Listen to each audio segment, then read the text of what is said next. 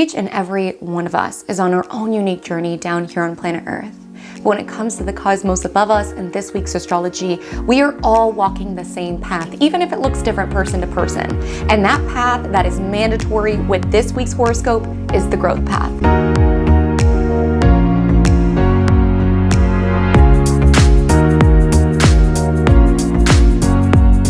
Hi, my name is Comet, and welcome to your Magic Monday weekly horoscope, particularly the astrology for the week of May 27th to June 2nd, 2024, where we are gathered to discuss, just as we do every single week here in my cosmic corner of the internet, even if it looks a little different this week, we'll talk about that in a moment, with a cosmic beverage in hand, to discuss your astrological weather report. And beyond just understanding cosmically what's happening, we really strive for co-creative astrology. So understanding the astrological weather so that you can plan accordingly. You can bring an umbrella for the cosmic storms. You can plan a beach day for the celestial sunny days. We strive to really empower you with your weekly horoscope so you can navigate your universe with maximum magic and alignment. And this week, to align yourself with these cosmic energies, it's important to be open to growth. And growth shows up at many different levels. And I love how much those different levels of growth are echoed within this week's forecast. Let's break it down. The most major event that you need to know when stepping into this week's astrology is that Jupiter will trine Pluto. Now, both of these planets deal with growth, albeit different sides. Jupiter is the sort of philosophical, spiritual growth, feeling like we are getting closer to a sense of meaning, wanting to adventure, wanting to expand, whether that's to an intellectual level, to a spiritual level. Now, Pluto also has to deal with growth, but the dimensions of growth that Pluto deals with is much more psychological. It's much more transformational. It's also the growth that comes from release, that comes from the letting go. And it's important to bear in mind, as these two planets make this harmonious aspect to one another, that both are in the early stages of their journey. Jupiter is newly in Gemini. That just happened last weekend. I'll have both the Jupiter and Gemini all signs forecast as well as last week's Magic Monday linked below. But it is fresh, new into this territory of the sky. It is bright-eyed and bushy-tailed. With Jupiter and Gemini, we're open to learn and adventure and expand. And this is a new year-long journey that we are setting off on. Now, relatively speaking, Pluto is also new into its journey as well. It's been dabbling in between Capricorn and Aquarius since last year. It continues to dabble this year, but in terms of the overall scope of Pluto and Aquarius, we are absolutely at the beginning of the story. So with both of these growth planets, there is this acknowledgement that we are on the beginning of an expedition. We are on a beginning of a chapter. We are on a beginning of a hero's journey, and we don't exactly know what every twist and turn of that hero's journey entails. But what we do know is that we're open to find out. We're open to get closer to a source of meaning, as well as with Jupiter in its detriment trining Pluto, we're also open to question certain beliefs if they no longer truly serve us, contemplate other perspectives, as well as release what no longer feels aligned in terms of where it is that we are adventuring and exploring into. So this aspect occurs on Sunday, but because these are two slower moving planets, truly we have access to these transformative, adventurous, expansive energies truly all week long. And there can be an ask within your life to embrace being at the beginning of a journey. And I'll be forthright, while this week's astrology can be filled with growth, it could also potentially be filled with triggers as well. And that's because midweek we have Mars aligning with Chiron. And this can be an energy of feeling triggered by our vulnerability, triggered by our inadequacies, triggered by our flaws or our perceived flaws. And Mars is where it is that we fight for what it is that we want. It's where it is that we advocate for ourselves, stand up for ourselves. But we can utilize this Mars energy in one of two ways. One is if we choose to defend the Chiron energy, right? Where it is that we choose to defend our flaws, where it is that we almost get defensive around those parts of us, around, well, I couldn't possibly do that because I'm not good at that, or those things don't happen to people like me. Going on this Mars energy of defending ourselves from putting ourselves out there because of these Chiron stories that we tell ourselves around where we are not good enough, where things like that would never happen to us, where this growth wouldn't be possible for someone like us. Or we can use this Mars energy to be fierce around learning from the Chiron data. because the Chiron energy this week does demand to be felt. It is demanding us to acknowledge where it is that we do feel triggered, where it is that we have been hurt, where it is that we do perceive flaws or insecurities or weaknesses within our own being. But rather than using this energy to defend that side of ourselves and to just say, well, this is how I am and this is how I'll always be, it's rather acknowledging, hey, this is an area of life that I feel a little weaker in. How can I take action to improve it and thus improve myself, improve my learning? We're in Gemini season after all. So with this week's Chiron energy, there can be an ask to observe what comes to the surface and observe how it is that we can navigate our way around them or through these triggers and learn from the data of what is coming to the surface. And there's an opportunity this week to disrupt your thinking, to fundamentally see something differently, see yourself differently, see a situation differently, see your life differently. And we see this with Mercury aligning with Uranus. And this is aha energy. This is epiphany energy. This is breakthrough energy. And this is disrupting fixed grooves of thought energy. Mercury is in a fixed sign, and this can be a little stubborn, a little rooted in how it is that we see the world. And again, with this happening so close to Mars Chiron, being very rooted in our thinking around, well, that's not possible because of A, B, and C, or that I couldn't possibly put myself out there in that way because I'm not good at things like that. The energy of Mercury Uranus is like, what if I could be? What if I'm fiercely advocating for my comfort zone? What if I'm fiercely advocating for something that is holding me back from new experiences? And with Jupiter trine Pluto, new levels of growth. So with this week, the awakening energy of Mercury Uranus is optional, but the growth energy of this week's astrology is mandatory. So we'll talk about everything you need to know about this forecast thematically as well as day by day. But before we do, with all of this growth energy, with all of these new experiences that we are open to, we're gonna need some caffeine to get ourselves ready for it. So welcome to Cosmic Cafe. Let me know below what you are sipping on to start your week.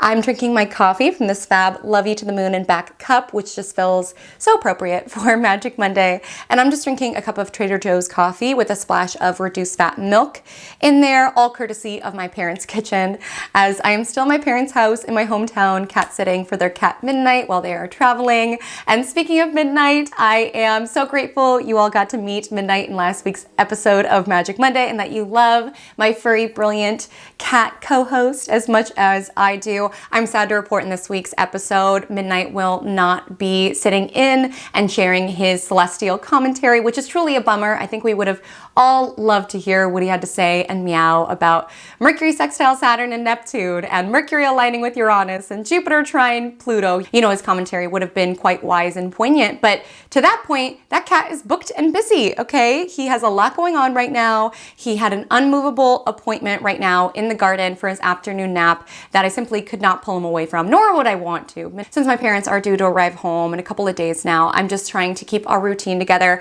as steady as possible. I do not think Midnight appreciated when I filmed a little later last time when we were due to be cuddling on the couch. So I decided to film during a time that he likes to be in the backyard anyway, just so our time together, we could really soak it up and we could soothe any anxieties, just keeping the routine steady so he's not like confused, like why is there a ring light in my living room? That's where Midnight is, but thank you all so much for your sweet comments.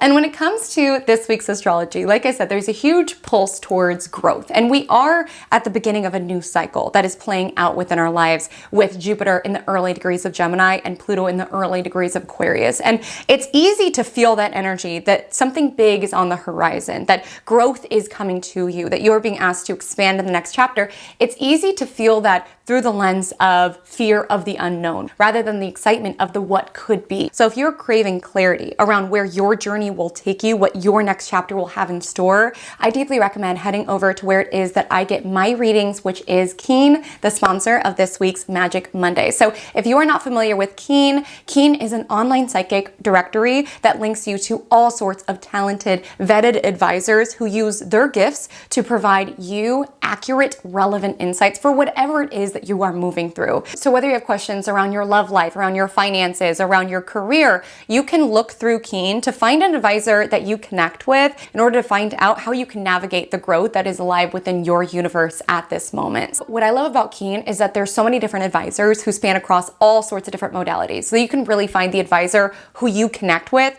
and who will be the most beneficial based on your unique juncture that you're facing in life. You know, for me, I've connected with a variety of advisors on Keen based on their specialties and what I need at that moment in my life, or what advice I'm looking for, what life arena of my life I'm craving clarity on. But there's been a couple advisors who I keep coming back to because I really connect with them. I really resonate with them. When I work with advisors on Keen, I like to hold them by phone, but there's also chat options as well if you would prefer to just text your questions or what it is that you want clarity on. But in my most recent session by phone, the advisor who I've worked with a couple times now literally said the exact phrase that I had been repeating to myself over and over the day prior.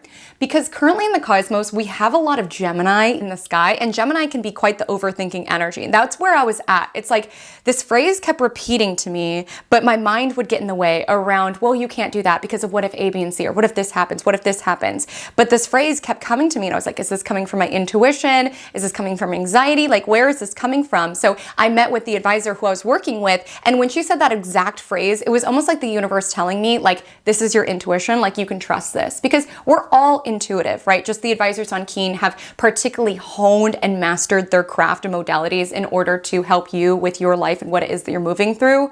But to me, having her repeat something that like my soul was trying to tell me really helped me cut through my logical mind to really get to my soul space in order to really navigate me towards the best decision for me and for my journey. It gave me a lot of peace of mind that I can trust my intuition, that I am on the right path, right? That I'm not crazy for this phrase or this particular decision that I was contemplating to continue to be echoed within my mind. It just felt like a direct conduit from the universe, like letting me know you can trust yourself, you can trust the decisions that you're feeling called towards. And it made me feel after that call so much more empowered to step into this next chapter of my life, even if it's a little scary, okay? With Jupiter trine Pluto, we're being asked to kind of surrender to this next chapter of growth, which can be scary. It could take us out of our comfort zone. It's important to have those people within your network, whether it's friends, the advisors that you work with the intuitives that you trust, who can help you and support you on your journey. And I feel so grateful to have worked with people that I've gotten to work with on Keen. So if you're looking to get your questions answered, whether they're around your love life, your friendships, your career, money, spiritual growth, whatever it is that is alive within your universe, I deeply recommend finding an advisor whom you connect with on Keen. You can get your first 5-minute reading for just $1. That is a small price to pay for clarity using my link, trykeen.com/comet. So thank you so much, Keen, for sponsoring this week's Magic Monday, keeping our Mondays magical and keeping me grounded and trusting my intuition. When I literally hear an advisor I'm working with say the exact same phrase, that was like ricocheting in my brain that my rational mind was trying to talk me out of. So make sure to check that out. I have it linked within the description as well as within my pinned comment. And without further ado, let's go ahead and take it into Vibe Check of the Week. So welcome to Vibe Check of the Week, which is a segment that we do here on Magic Monday, where we essentially liken all of the astrology that we will experience this week, from Jupiter trine Pluto to Mercury sextile Saturn and Neptune to Mercury conjoining Uranus. We compare all of that to a real life scenario, so that even if you're not familiar with the intricacies of what these terms mean, you can tune into, oh, I've kind of been through something like that, or I felt something like that, or I can relate to aspects of that, and it'll help you clue into how this astrology will play out within your practical daily life. We will say that you have been at your place of employment for a while now, so much so that you could pretty much do your job in your sleep. Like, you have basically learned all it is that you could possibly learn from this role. It's so easy for you. You don't feel like your skills are necessarily evolving, but you also feel a little blocked because you don't feel like there's room for advancement at the company. There is room for advancement at the company, but you don't feel like you would be good at it, because right now, what you do enjoy about your job is that it's not very people-centric of a role. You basically go into the office, you do your work, you clock out, and you leave. You don't have to talk to that many people. And something you've always told yourself is that you're very shy, you're very awkward, you're very introverted, you do not have people skills. And the next step up for your job would be a role of overseeing other individuals, which you have the expertise for from a mental level, but you don't feel like you have the people skills, you don't feel like you have the leadership skills in order to ascend that position. But it just so happens that that position opens up, and there's part of you that's intrigued. because you do feel a little stagnant. You're like, I'm not learning anything. Is this just what life's gonna be? Is feeling like I could do this with only half my brain, because at this point it's just gotten so second nature to me. And there's parts of this role that intrigue me. I mean, A, obviously there's like a salary bump, but B, there's like opportunities to travel a little bit more. Like that would be really cool. I would be able to tap into this new skill set within me, and who knows, maybe I could be a leader. Like, how true are these stories that I tell myself that I'm not good with people and that I'm awkward and that nobody likes me? Like, how true are these stories? And am I willing to push through these stories in order to see, in order to learn, in order to step into this next chapter of my growth? And you're feeling so torn about it because on one level, you're ready to expand. You're ready to challenge yourself. You're ready to, get over these fears that you have around being able to lead and direct other people. But on the other hand, you don't want to feel dumb. Like right now, being at this role, you're in your comfort zone, right? You know how to do this. So you don't have to look dumb. You might feel like you are steadily like regressing mentally every time you're there, but at least you don't look dumb. At least you're not risking an awkward interaction. At least you're safe here, right? In your familiar little cubicle where you don't have to talk to anyone. And so you're contemplating both perspectives. Keep in mind, we're all in Gemini season, right? It's the season of the twins. So you might feel like you are stuck between two things as well. And really, a lot of us, even if the particular intricacies are different, you could feel this pull around stepping into a new chapter that's filled with risk and uncertainty, but also this spirit of growth and evolution, or just staying within your comfort zone. And again, advocating for your flaws, right? Well, nobody likes me, or I'm not good with people. It's like, have you tried? Have you tried to sharpen that skill set? And again, it's going to look different person to person, because don't get me wrong, we all have flaws. We all have insecurities. We all have things that we're not great at. But the ask this week is, are you willing to try? Like, are you willing to, take classes around Leadership 101? Are you willing to, put yourself out there for this position? Are you willing to push through those fears in order to step into your courage? In order to see, maybe I could be good with people. Maybe there could be something I could learn about myself in stepping into this leadership position. The reason this week's astrology feels like this scenario at work is because, like I said, a new chapter of growth is beginning, and it's very much at the early stages. And it's important that we are embracing beginner's mind. And when you're stepping into a new role, some of you might even be contemplating, a career change of some sort or launching something brand new. It's natural to have fears around, I'm going to look dumb, or I'm not going to know what I'm doing. So this week with Mars Chiron, there's this real ask to kind of push through our own triggers. And again, let me be very clear what I mean by push through. I'm not saying ignore. When Chiron energy surfaces, it's asking to be felt. It's asking us to acknowledge like where it is that we have been wounded within this experience. Like, what are the experiences that made you feel like nobody likes you and that you're not good with people and that it'd be safer for you in a cubicle? Like, getting to the root of those stories. Like, was that really you? Was it just like a shy period of your life and then you internalized that and made it a truth about yourself and now are fiercely defending it, even if there's a new path that could include growth? It's important not to reject or ignore the Chiron energy because it's data. But the energy of Mars is like, how am I going to fight through this or find ways to navigate through it? It's not pretending that we're perfect, right? It's not pretending that, any sort of social nervousness or what have you doesn't exist, but it's this energy around, are there ways that I can improve in this? Are there ways that I can fight for what it is that I want in life and not let these perceived weaknesses hold me back any longer? Are there ways that I can navigate through this? Would this actually make me even more effective of a boss? Because I know what it's like to not feel heard or to feel awkward. Maybe this will make me a really great leader because I do have the awarenesses that I do. Am I fiercely protecting these weaknesses that potentially I could find new ways of coping with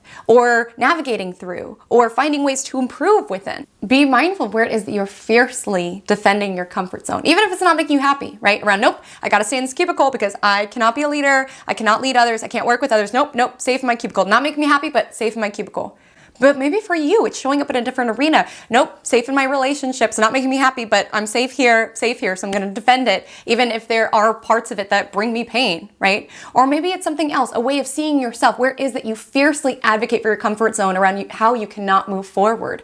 There's like an ask to kind of use the data of what's coming up, but see, how can I work with this? Or how can I improve within us? How can I use this data of what's coming up where I don't feel to be enough or where I feel to have weaknesses and just use it as just that data? Where can I learn from this? Do I need to take a class to improve my people skills? Do I need to invest in my own learning? Do I need to invest in my routine? And like I said, there is a little bit of a breakthrough energy this week with Mercury aligning with Uranus, which is this energy around sometimes these new desires just like come into our mind where we're like, where did that even come from? Like, you might have been happy in that cubicle for many years. You might have been happy in that relationship or that class or whatever it is. You might have been happy there. And then one day you just get up and you just see something differently, or like new desires get plopped into your brain. And you're like, huh, where did that come from? Like, that was random. I've never wanted to be a leader, but suddenly I'm really wanting to move towards this promotion. This is so unlike me. This is so unlike me, but strangely, it makes sense with Mercury sextile Saturn. I've mastery and everything I've learned here. It makes sense logically, this new position. And also with Mercury sextile Neptune, I'm also just feeling guided towards it. And when we have these like random new desires or these new epiphanies or these awakenings, you could view it either as, oh, that's so random, where did that come from? Or did the universe drip that idea into your mentality because you are finally ready? When we talk about the new journey that we're embarking upon with Jupiter newly in Gemini and trine Pluto, we also have to observe, an old chapter is ending. So maybe you don't even realize within your conscious human awareness, but maybe there was a certain timeline. You learned the lessons that you needed to within that cubicle, within that class, whatever it is that you feel like you're outgrowing now. Maybe you learned all the lessons. And with Mercury Uranus, you're getting new ideas and whispers around what the next chapter will have in store. And maybe it's coming through new desires around, I've never wanted a promotion and now suddenly I do. Or I've never wanted to start a business and then randomly I want to. Or I've never wanted to travel and then suddenly I want to. This could be signaling where your growth is taking you, but it takes being able to challenge fixed grooves of how you've always seen things. Like a gift of Jupiter now being in Gemini, which, just a PS, make sure to check out your all signs forecast. A gift of it is that with Jupiter, it could be a little bit of a know-it-all planet. It's like things that we know to be true and we feel to be true. And with Jupiter in Gemini, it's like contemplating a different perspective around, what if there's a new way of doing things? What if I could learn through challenging these convictions, these things that I hold to be true?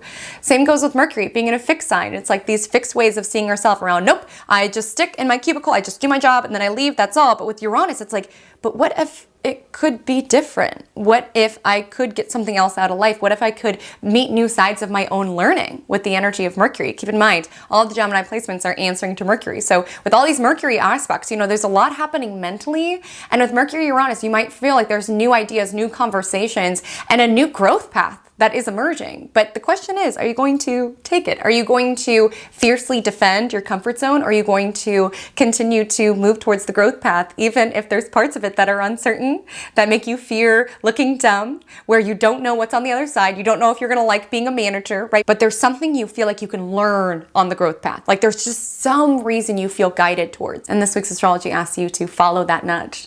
So we'll talk about this energy deeper within our day-by-day analysis. I just wanna quickly say that all times that I mention will be PDT. So please adjust to your time zone before putting into your calendar or making a mental note, as many of the aspects we'll discuss may very well land on a different time or even a different day than the one that I state based on where it is that you are located within this wide and wonderful world. I also want to highlight I've added timestamps below for your convenience. I also just want to give a quick reminder to all of my self-care astrology loves and just say that our May group class will be held this Wednesday at 10 a.m. We're talking all about Chiron to honor this week's Mars Chiron energy.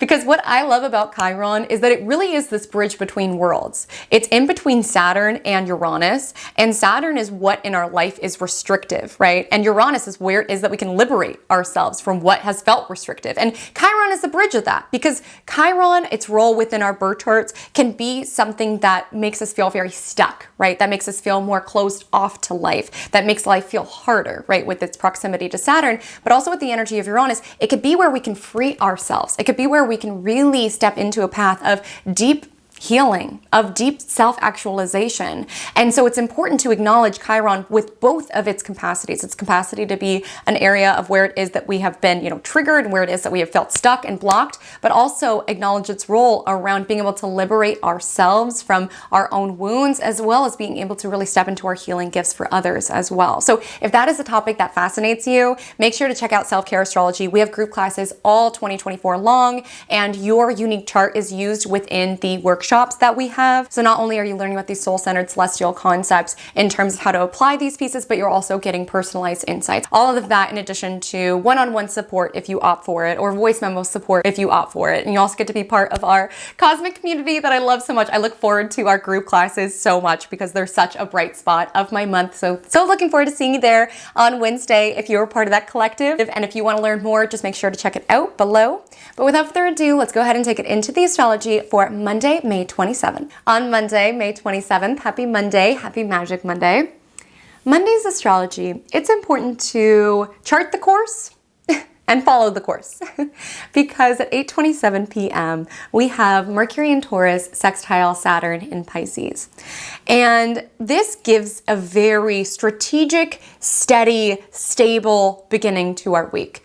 We have a lot of the cosmos in Gemini currently, all answering to Mercury in Taurus. And Gemini on its own tends to be a little bit of a distracted energy. But luckily with those Gemini placements answering to Mercury in Taurus, sextile Saturn in Pisces, you can find that you're able to navigate Monday with a certain level of focus and attunement to the details, attunement to the plan that maybe at other points in time you don't always necessarily have access to. But it's important to say that sextile is a soft flow of energy. It's an opportunity aspect. So understand on Monday, you could potentially tap into this energy of enhanced focus, of enhanced attunement to the big picture of what it is that you want and breaking down the steps in order to get there. That is energy that is available to you. It's not a given. So take charge of it. And what I'm about to say, there are going to be some people who are not going to like this advice, namely those who have Uranus and Neptune in the 6th house, probably those who have strong Cancer placements, those who have strong Aries placements, those who have strong Uranus placed within their chart. You may not love this advice, so feel free to reject it if it is not for you. But I would say in order to get the most juice out of Mercury in Taurus, sextile Saturn in Pisces, it may be very helpful to have a plan on Monday.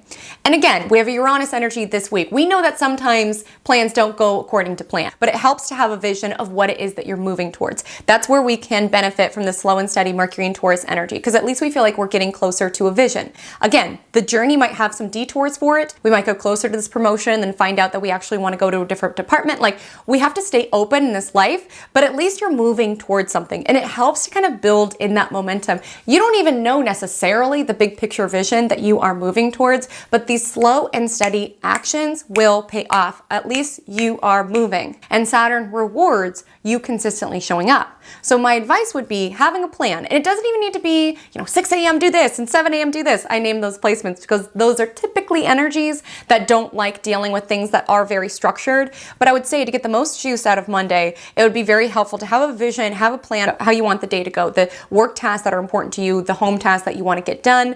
Even when you go to sleep on Sunday night, or even this happens late Monday, so you might have access to it on Tuesday as well. Envision the best utilization of your day. Envision yourself getting up, going for that walk that you want to go to, and journaling and doing all of the things that you want. Visualize how you want things to unfold. Because if we always wait for, inspiration to strike or for us to feel like it, oftentimes we can suffocate momentum. So see yourself attending to your responsibilities within your mind's eye. And then when it comes to Monday's astrology, if you feel all this Gemini energy, we also have Moon entering air sign a little later. We'll talk about lunar energy in a second. So if you feel this air energy pull you in a different direction, you could be like, nope, what did I envision last night? I saw myself after my morning walk, I was going to sit down and do my morning pages, and then I have to go to work, and then I have to handle these 2 pitches. Like, it really helps to have a vision that you can come back to, because oftentimes when things are just kind of up in the air, it starts your week in a very reactive state, where you kind of just allow yourself to be open to what gets thrown at you. You could get an email and then feel like you have to answer that right away. And then someone asks you for help with their project and you get knocked over there. Like, sometimes when you proactively see what it is that you want to get done,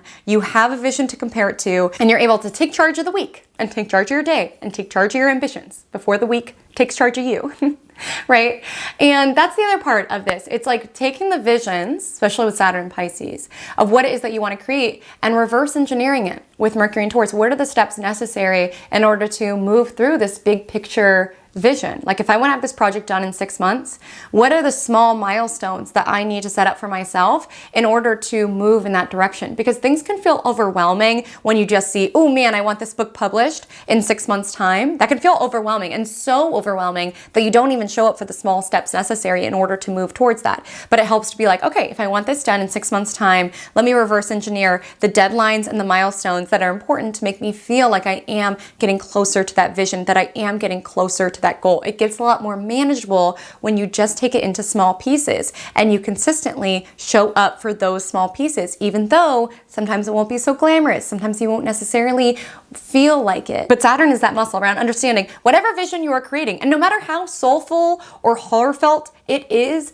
there will be hard days. There will be days that you would rather be doing other things. Even if you love it and you feel like it's going to change the world and it's going to do all these things and it's your passion project, or you feel like it's going to help with this cause, there will be days that you will not feel like it. And that's why it's about endurance and not motivation, because motivation comes and goes, but Saturn energy is around consistently showing up. Even if your motivation is at 10 or even it's at 2, you're still steadily building that rhythm where it's like, obviously I'm editing the next chapter of my book because that's what I did the week prior, and that's what I'm going to do next week as well.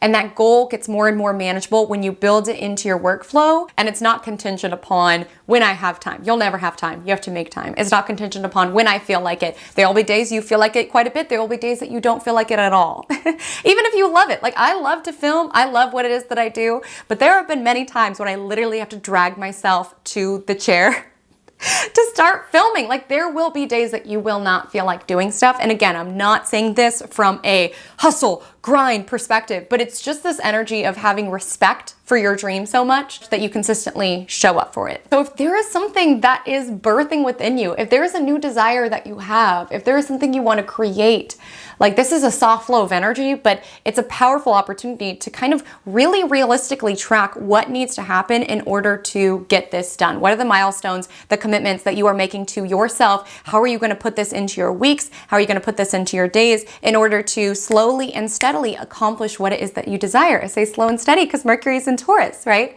And really making that commitment to yourself and that commitment to your vision to show up for it. And so other applications of how you can feel this energy with Mercury sextile Saturn, this would be helpful to have very like grounded, pragmatic conversations with people. Like it's not a very like emotional energy, especially with Moon and Saturn ruled signs all day. It's not necessarily so emotional.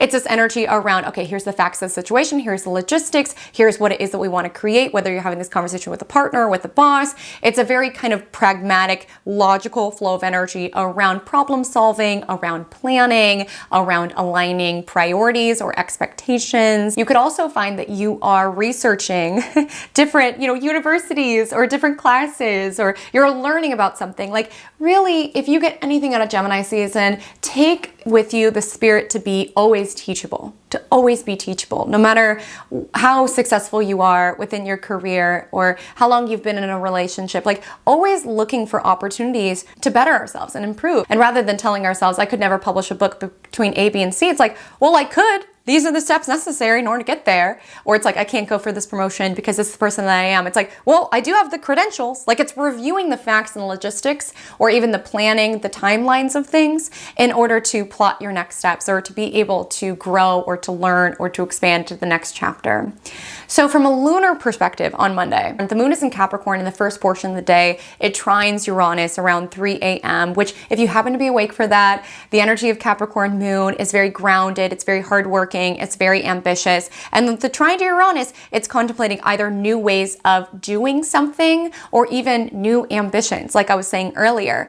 It's important to be teachable because a lot of us have been on the receiving end of other people's refusal to contemplate new ways of doing things or new ways of being. Maybe you felt this at a workplace where you're working for a boss who refuses to acknowledge the organizational issues or the potential solutions that could be found to problems. They'll like advocate, well, that's the way that things need to be done. It just has to be like this. It could be so infuriating. Or maybe you've been in a relationship with someone like that who refuses to address their shortcomings for the good of the relationship with you, who refuses to, go to therapy or to find new ways of going about their day-to-day, like refuses to change, refuses to grow. It can be so infuriating when we're on the receiving end of people who are just stuck in stone, refusing to grow, advocating for, shortcomings or weaknesses or flaws when you're like, there's a different way that things could be done, right? It could be so frustrating. But also observe where you could do that for yourself as well, where you could be advocating of staying stuck, even if it's not totally serving you, where it is that you could be advocating for where it is that you can't move forward, or where it is that you can't change. Like observe. You might have observed it within others, but also take that opportunity to look within around where have I been defending fiercely my comfort zone and refusing to step out of it in order to grow. Because with Capricorn Moon trine Uranus, it kind of gives this energy around implementing a new technology at work. And hear me out on this. Like oftentimes, having to learn a new software or anything of that nature at an organization could be so, time consuming. You have to learn a new way. And a lot of times when people have been at that company for a long time, it's like, no, this is the way that it's done. But it's like, the software is archaic and it's clunky and it's time consuming. And it's like, yes, it is a time investment to learn this new software. But if it's going to make our jobs so much easier moving forward, if it's going to make things so much more seamless, that's time worth investing. Yes, it's outside of our comfort zone. We have to get familiar with a new way of doing things, right? And delete the old software, but it'll be worth our time. But some people won't even contemplate it or won't even want to be open towards it. So all I'm saying on Monday, there might be an energy around being able to find a more time efficient way to tackle certain responsibilities or certain tasks in terms of your day-to-day flow or your weekly flow, whether it's at work or just within your responsibilities, like even like chore wheels or things of that nature for the little ones. This could show up around time management skills or having a shared couple calendar, right? There's like a time investment to set it up or to get used to it, but it's going to make things so much more efficient and easier moving forward. So it's time well spent. To me, what I'm being shown within my mind's eye, I'm big on my calendar, I'm big on my to-do list. I'm sure anybody who remembers that I've Virgo moon and Virgo rising is not shocked to hear that, but I used to, and now I look back at this and I'm like, I cannot believe I would do this. I used to copy all of the consultations, like from my scheduling site and put it into my Notion calendar, like where I hold everything. I used to manually copy them. Like the first of the month, I would block off a couple of hours to be like, oh, I'm meeting with Genevieve at 9 a.m., and like put all the information. It would take me so long. And then one day I was like, there's gotta be an easier way to do this. Like in this year, 2024, there's gotta be a way that I can make these softwares talk to each other. Like I do not need to do this. I had to invest some time in researching it, but I found a pathway and now it automatically populates to my calendar and to my phone, which makes my world so easy because I would only go a month out. So like sometimes making dentist appointments, I'm like, I don't know when I consult. It just made my world so much easier. It saved me so much time. So it's like, yes, I invested 2 hours where it's like, when I did that, I was like, oh, I should probably be getting ahead on this project and this isn't necessarily urgent. So maybe I could push it back. But it's like, when I think of all the time of my own life that I got back via investing energy around, what if there could be an easier way of time management or an easier way of going about these tasks? Oh, I'm so grateful to past Haley for making that decision. So all I'm saying on Monday, contemplate decisions that you can make in the present that'll make future you very happy, that'll save lots of time for future you, or even just making certain commitments to certain timelines in order to get closer to future you and get closer to your ambitions. And the energy of, visualizing the day you want to have was sort of like sprinkled in with the Capricorn moon sextiling Neptune and Pisces. Again, envisioning how you want the day to go. You can even, if you do get nervous about something, a lot of us are putting ourselves out of our comfort zone, really see yourself going into bed and having a very successful resolution of the day. Like seeing yourself getting ready at night, being like, wow, that meeting went amazing, or that interview went amazing, or that volunteer session went amazing. Like we can use these like woo-woo things, right? Neptune and Pisces in order to benefit our physical material life. That's the energy of Capricorn moon. Because I know a lot of you probably work in environments where it's not necessarily appropriate to talk about astrology or say, hey, can we meet on this day? Because, Haley comments this is a good day for meetings or what have you. Like that might not necessarily be appropriate to talk about verbally, but you can like use these tools within your back pocket, right? No one needs to know. No one needs to know that you're scheduling your emails based on the planetary hour. Nobody needs to know that you're making the meetings in alignment with what will be the best in terms of the astrology. No one needs to know that you're setting your interviews at times that the moon's not void. Okay, no one needs to know that, but it helps you in your own pursuits and your own ambitions. Just consider it a secret celestial weapon that you have in your back pocket. And then speaking of void moons, we have a very short void moon from 1:01 p.m. to 1:45 p.m. So thank you, universe, for giving us a nice little lunch break. Just in case you're you're new to Magic Monday or you're not familiar with void moons, when the moon's void, important tasks we must avoid. So just try not to do anything too terribly important during that period of time. Instead, use it to have a nice lunch break walk, or to read a book on your lunch break, listen to a podcast, or make a nice meal. Just do something to reset, right, for the second portion of the day where the moon will be in Aquarius. And with the energy of Aquarius, now we have an air sun, air moon, right? Air wants to communicate and collaborate.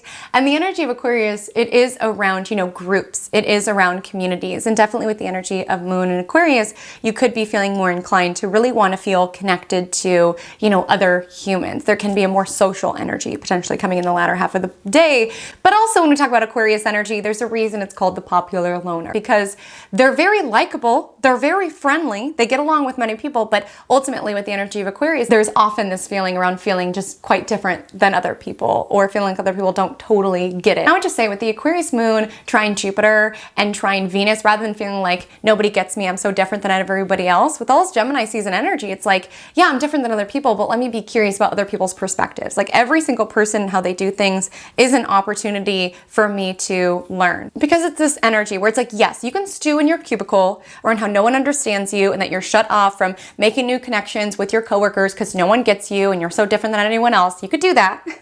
You can absolutely do that.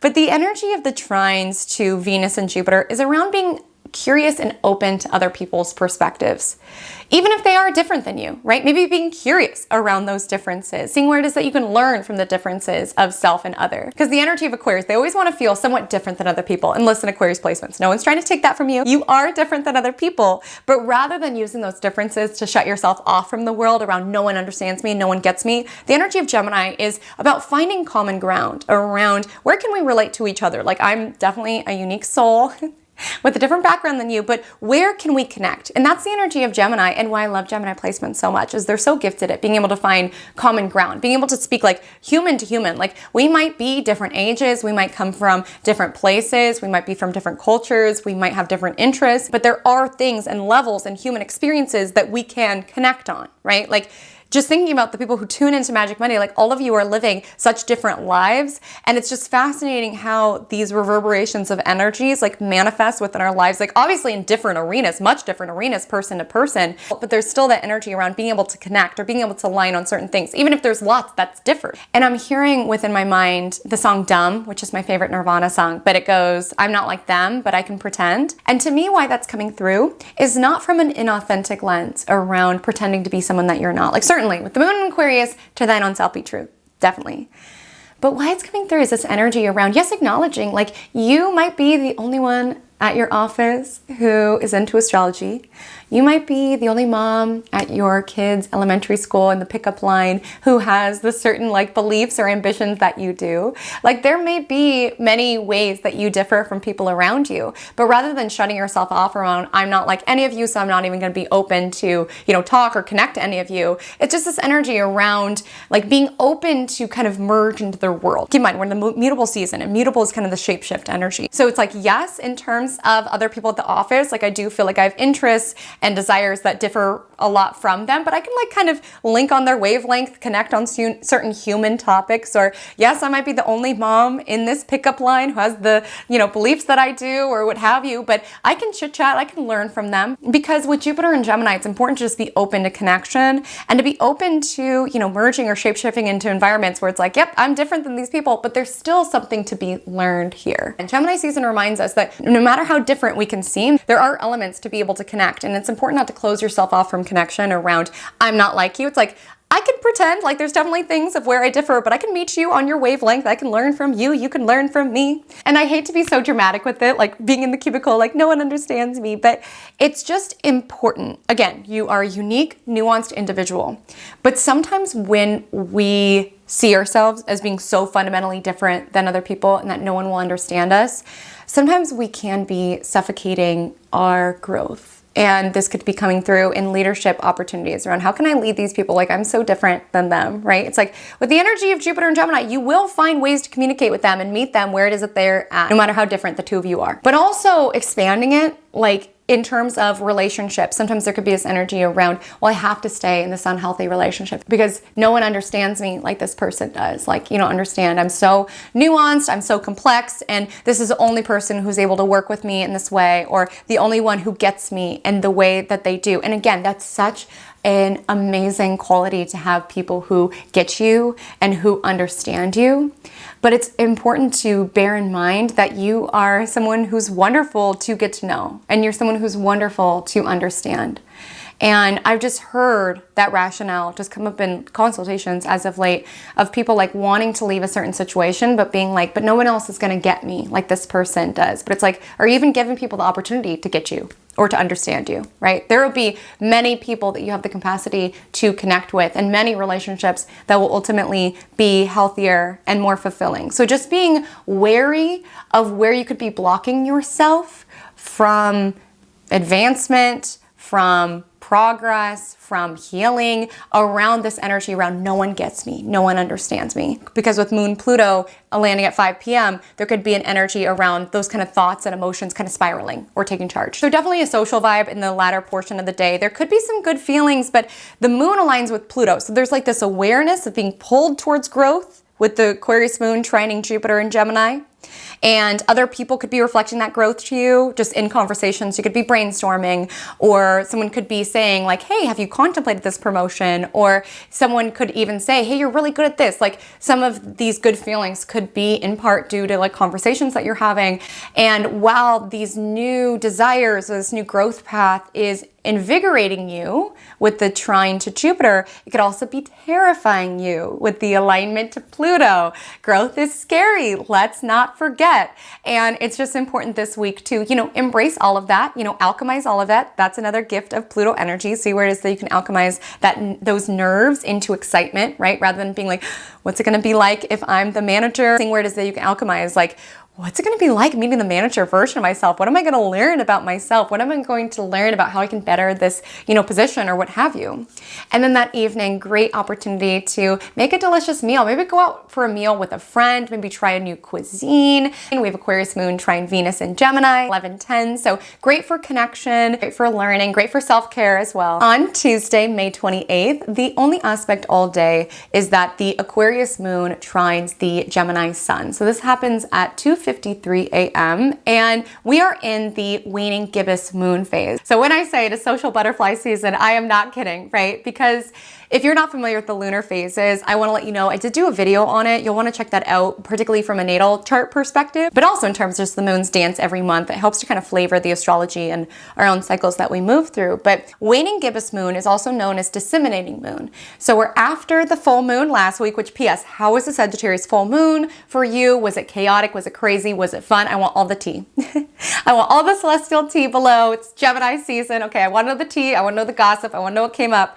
But nevertheless, this is when the moon's light is beginning to fade and it's beginning to disseminate. So it's like after we had the ahas and the realizations and certain things come to pass during the full moon, now it's about sharing it. So when someone has this within their natal chart, oftentimes they are embodying the archetype of the storyteller, of the altruist, of the mentor. It's like they've had certain ahas, and then their job in this lifetime is to be able to disseminate the information that they've gathered. Now, when we work with this lunar phase, there can be an ask to want to, share our story. There could be an ask to want to communicate. There could be an ask to want to, volunteer, to want to give back. There's an energy around certain awarenesses that came to us and wanting to kind of push those out into the world, whether that's in a communication standpoint, because we're in Gemini season, or in mentoring standpoint, in a volunteering standpoint. There's this energy around what's the use of all of these wise epiphanies, right, that could have came up during the Sagittarius full moon if I don't share them, right, with other people, if I don't get the word out there around them. And what I want to say here is that you have something to share.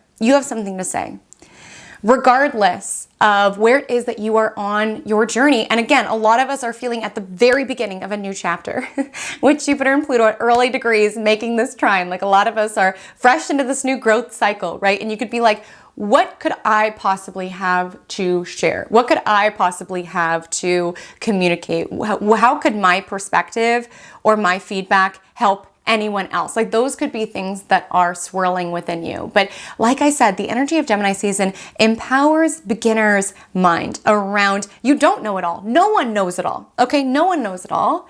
But there are certain lessons that you have learned even at this juncture of your journey. It's important to acknowledge you'll never feel ready enough or wise enough, right? Or put together enough to finally start sharing, to finally give back. Like, understand that you have insights to share even in this step of your journey. Even if you feel like you're fresh in the journey, there's still things and ways that you can inspire and guide and teach others, just based on your own human experiences. And so if you've been wanting to like start a YouTube channel or start TikTok or something of that nature, but you're like, but who would want to listen to someone like me? It's acknowledging, like with Jupiter and Gemini, like, yes, we don't know it all, right? But you know some stuff, and your perspective could be just what somebody else needs to learn from, like the perspective that you have because of what it is that you have gone through and the stories that you have to share. Disseminating that information can make a valuable impact. You just never know who it is that you could be potentially inspiring. I'm not kidding. If there's any part of you that's wanted to start a blog, start a podcast, start content creation, this is the time. Okay, Jupiter and Gemini is the time. You will never feel ready enough or put together enough or wise enough to finally do it. You just kind of have to start and share as you go. And that's good enough. Like, try not to feel so bogged down around it needs to be perfect. It needs to be perfect. Like North Node in Aries and the Gemini placements sextiling the North Node in Aries a little later on this week is empowering the messy first draft of it all and empowering, hey, this is where I'm on my healing journey. This is what I've learned so far. I still have so much more to learn, but you never know how sharing those bits of information as you learn them, as you happen upon them, where that can empower other people or inspire other people. Just you showing up and all of your messiness and all of your learning, right? And all of your eternal student. It's not feeling like you need to have all the answers figured out in order to start sharing real, authentic pieces of your own experience or of your own creativity, of however this shows up. Just being able to take that first step, even if you still don't have it all figured out, your audio quality isn't perfect quite yet, you don't feel like it's quite aesthetic, you tripped over your words a little bit or what have you, at least you're building that momentum. Again, with Mercury sextile Saturn still separating in the air, at least you're sharpening your skill set. I think I've shared this before, but whenever someone brings up wanting to be a content creator within consultations, I always tell them, I say, go to your favorite content creators and search their videos by oldest first. Hopefully they'll still have them up, because it helps to see where people start. Because we compare ourselves in our messy first draft to people who have been sharpening their toolkit and getting better at something and dialing in all the details for years and years and years. You cannot compare yourself to that. And you cannot feel like your first draft needs to be perfect, that you need to be 100% ready, or that you need to have more experiences in order for you to like genuinely share what's happening now. Like the energy of Gemini is being able to empower, hey, I don't have it all figured out, but this is what I've learned thus far. And maybe my own story with my own perspective, my own experiences, maybe I can connect with somebody, or maybe it'll be helpful for someone else to connect to. And I know when you're stepping into this, you might hear, you know, it's oversaturated. What's the point? There's already people doing craft channels and teaching guitar online. But the Aquarius moon on Tuesday acknowledges there might be other craft channels, there might be other guitar teaching channels, but there is only one you. That's the energy of Aquarius moon. It's like, yeah, there's other crafters, but not crafters who approach it from my particular perspective, being, you know, neurodivergent or what have you. Or there might be other guitar teaching channels, but not doing the unique genres of what music I like to play on guitar, right? There is only one you.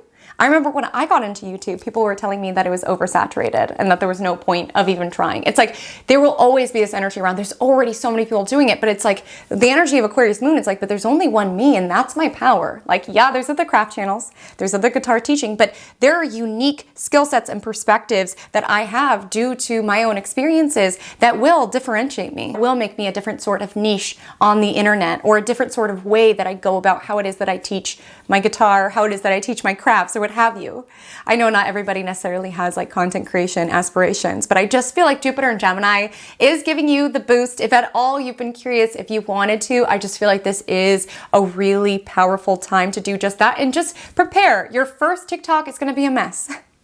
Your first YouTube video is going to be a mess. Your first craft might be a little messy, but you show up and you learn and you get better and you get better and you get better. And it'll be all worth it the first time you get that comment that says, wow, thank you so much for talking about how helpful crafts can be from a neurodivergent perspective. I never thought about that, and you made me feel so seen. Thank you so much. Or, wow, thank you so much for teaching me to play guitar in a genre that I actually like. Like, this made learning guitar so much more seamless for me. Like, thank you. Like, that first comment makes it all worth it, to know that you are reaching someone just by the very nature of being yourself, or doing things differently, or owning your own experiences, and maybe not being perfect at crafts, maybe not being perfect at guitars, but knowing that you'll never feel perfect enough to finally show up. Sometimes we have to show up as we are and continue to strive and get better, but it's worth it to be able to generate community and to generate connection, and to know that you would have missed out on that opportunity to feel that connection with those commenters if you had kept advocating for the ways of why you couldn't show up around my crafts aren't good enough. Like, maybe next year I'll finally film my first craft DIY, or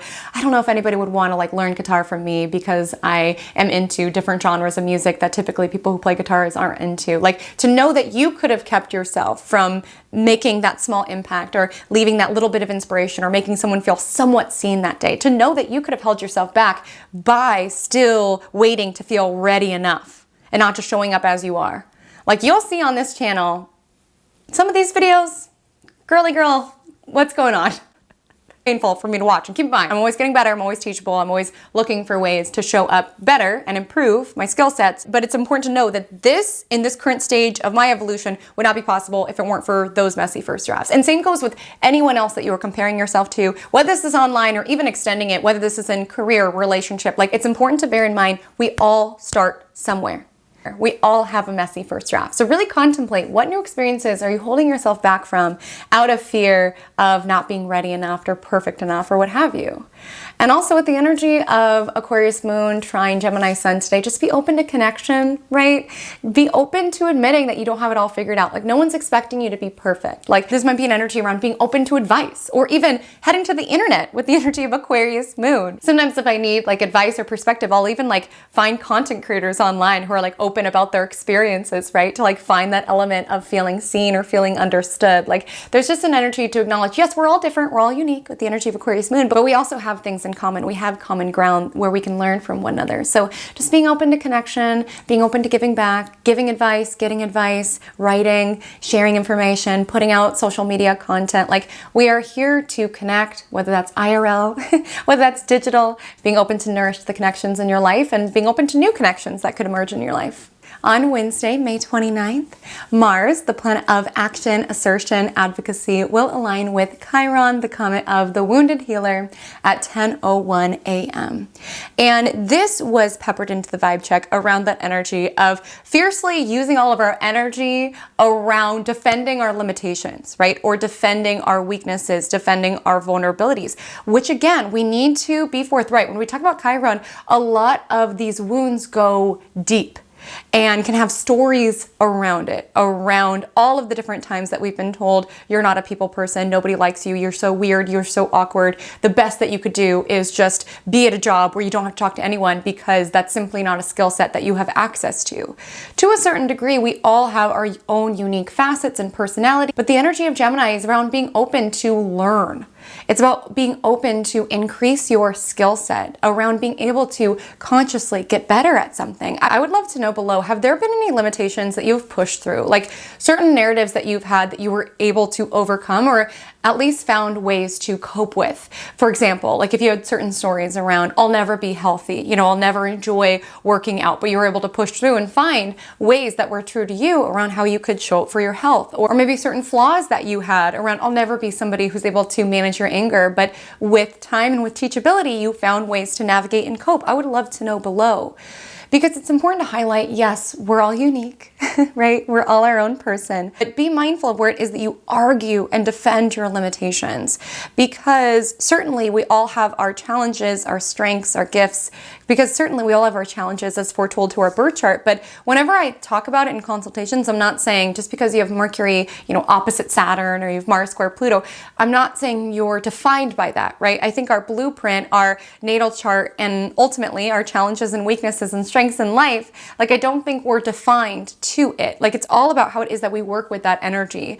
And rather than being resigned to it around, well, I have Mercury opposite Saturn in my birth chart, so that's always how it's going to be. Or I have Mars square Pluto in my birth chart, so it's always going to be. Or I just don't like working out, so I'm always going to be, not taking great care of myself. Or I'll just never be somebody who's able to do A, B, and C, and that's always how it's going to be. Like, be mindful of where you feel resigned to your circumstances or resigned to your difficulties and your challenges. I'm not invalidating them. I'm not invalidating what it is that you have gone through. I'm not invalidating your vulnerabilities and your weaknesses and your wounds. But with Mars Chiron and us, is there a way that I can cope with this energy, or find ways to strengthen this arena of my life, or find ways to push through these stories or these narratives that I've internalized and felt to be true within myself? And to build on that example, I think a lot of times we do this with astrology, right? Like, I know for me, I used to really see myself as just being a sensitive crybaby. I'm just a Pisces, so I couldn't possibly start my own business because I'm too sensitive. I couldn't possibly put myself online because I'm so sensitive. And I truly used to feel like I'm too sensitive to survive. I'm not tough enough to survive. This world is too harsh for me. But I think Saturn in Pisces, I'm sure a lot of Pisces would agree, has really forced me to toughen up. And the gift of that is that I meet new sides of myself. Because when we just kind of cling to this truth, even if it's not necessarily gifting us, expansiveness or growth, when we cling to this truth around, I'm too sensitive to survive, so I'm going to, protect myself from the world, I'm going to defend this limitation that I have, we lose out on the ability to meet different sides to myself. I've gotten to meet the tougher side of myself. I've gotten to meet the stronger side of myself. And I was like, Haley, this is within you. But again, I used to literally hold myself back from so many experiences because I did not think I would be strong enough to do it. I thought I was fundamentally missing something within me that made other people be more strong and be more tough, but I found it within me. That's why it's like sometimes we have certain gifts and abilities that comes very easily to us, that's very accessible, that's within our birth chart. But sometimes there's hidden gifts and hidden talents that we can excavate. Should we be open to exploring other sides of ourselves? Should we be open to challenging our limitations or challenging our shortcomings to really see, am I holding myself back when I think of myself as too sensitive to survive, or too sensitive to be on the internet, or too sensitive to own my own business, or things of that nature? Am I holding myself back from the life I desire?